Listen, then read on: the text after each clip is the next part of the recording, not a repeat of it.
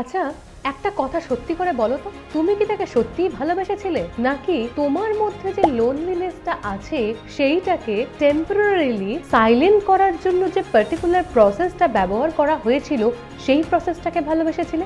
সত্যি করে বলো, আমাকে নয়, নিজেকে। তাহলে কেন এত ব্রেকআপস, কেন এত সেপারেশন?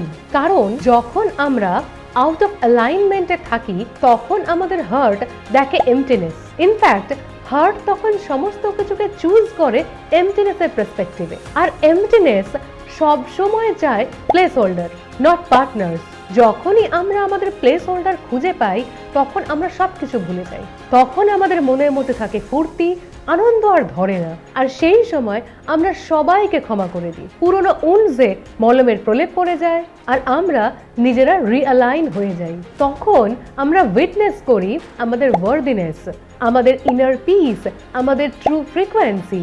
রিলেশনশিপে এসে আপনি তো অ্যালাইন হয়ে গেলেন, কিন্তু যার সঙ্গে রিলেশনশিপে এসেছিলেন সে কি অ্যালাইন হলো?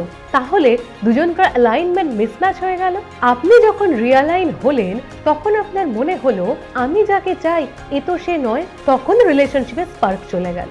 তখনই আবার আপনি হয়ে গেলেন মিসঅ্যালাইনড। অতএব দোষ কারণ নয়। So balance and alignment is your first duty.